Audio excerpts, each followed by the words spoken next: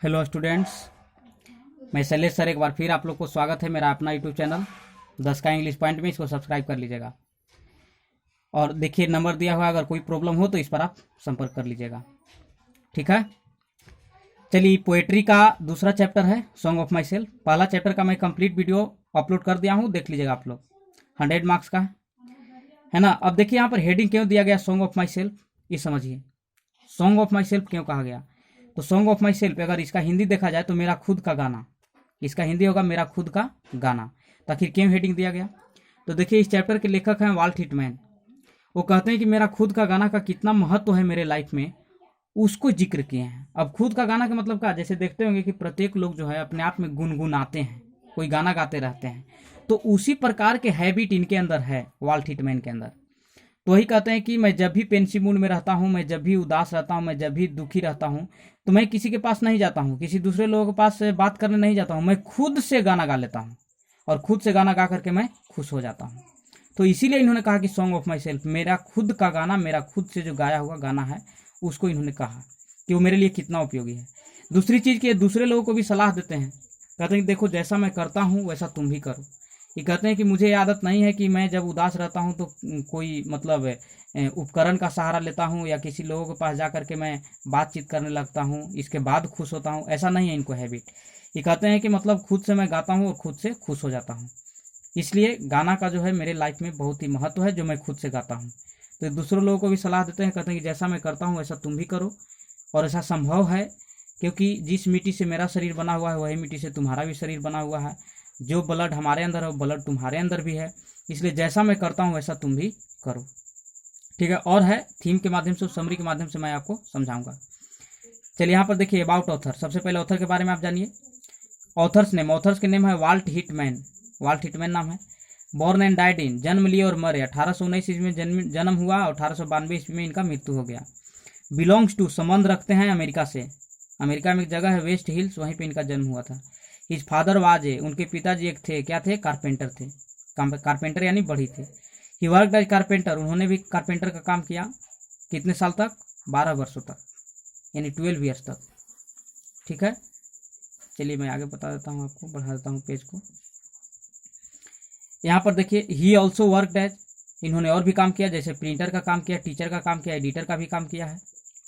इसके बाद his collection of poetry lips of grass, बहुत ही इंपॉर्टेंट है, इसको याद रखिएगा। करा कि इनका पोएट्री का एक कलेक्शन है, संग्रह है, जिस बुक का नाम है लिप्स ऑफ ग्रास।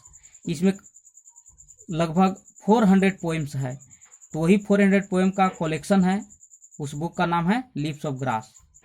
ठीक है, तो ये ऑब्जेक्टिव हो गया, मतलब ऑथर के बारे में हो गया। चलिए थोड़ा सा थीम हम लोग देखते हैं कि क्या चीज़ के बारे में है ये पोएम।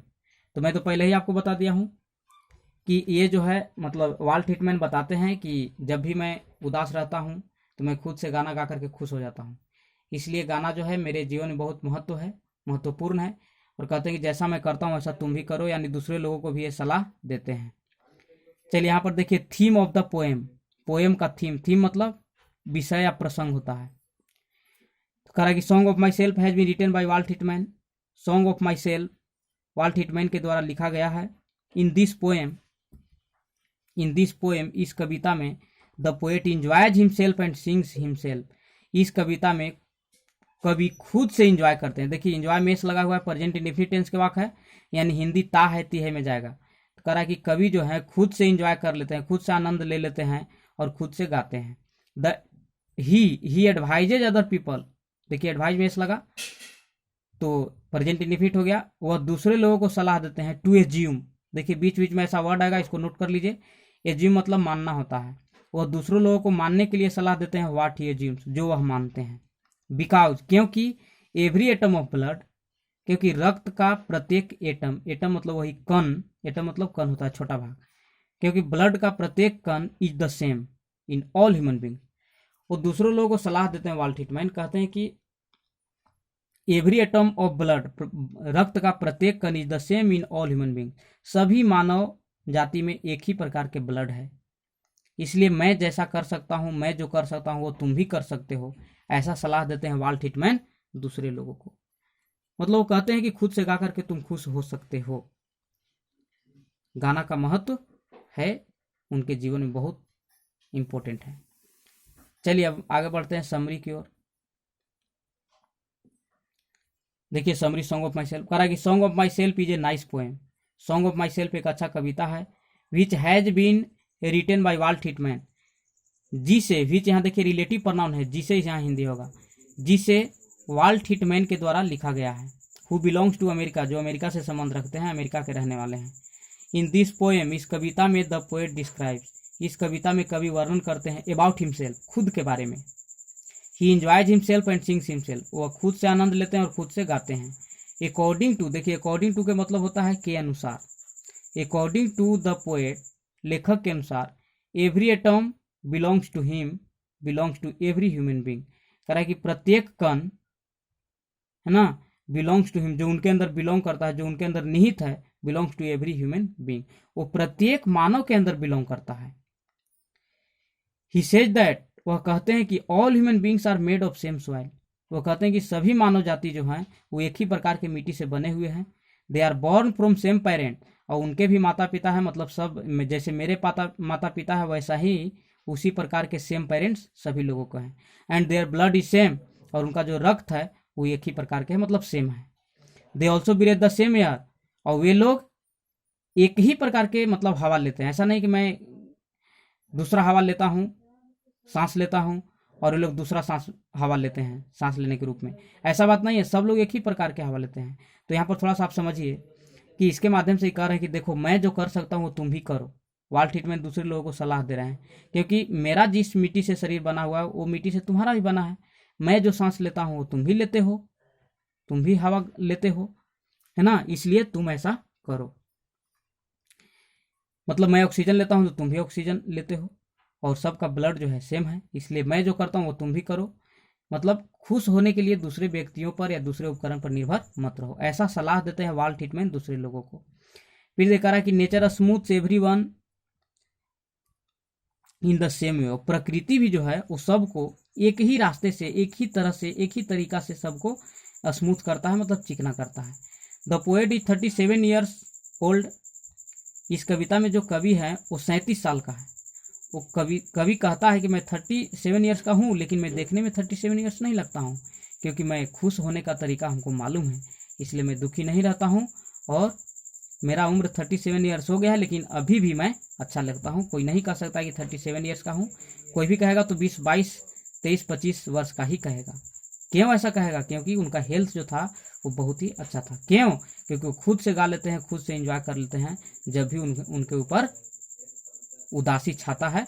तो फिर देखिए, and still he is cute healthy, वो अभी तक एकदम क्यूट हेल्दी है, बहुत ही अच्छे हैं, स्वस्थ हैं। ही फील्स दैट, वह महसूस करते हैं कि हिज हेल्थ विल कंटिन्यू, वो महसूस करते हैं कि उनका स्वास्थ्य जारी रहेगा टिल हिज डेथ, उनको मरने तक। बिकॉज, क्योंकि ही बिकम्स हैप्पी, क्योंकि वह खुश हो जाते हैं, by singing and enjoying himself, क्योंकि वह खुद से गा करके, खुद से एंजॉय करके खुश हो जाते हैं। कौन? Walt Whitman. चलिए मैं पेज को थोड़ा सा बढ़ा देता हूँ। इसके बाद देखिए, ही एडवाइजेज अदर पीपल, वह दूसरे लोगों को सलाह देते हैं टू एज्यूम, एज्यूम मतलब मानना, और दूसरे लोगों को मानने के लिए सलाह देते हैं व्हाट ही एज्यूम्स, जो वह मानते हैं। ही सेज दैट, वह कहते हैं कि there is nothing in life, वह कहते हैं कि जीवन में कुछ नहीं है। So we should always be happy, इसलिए हम लोग को हमेशा खुश रहना चाहिए।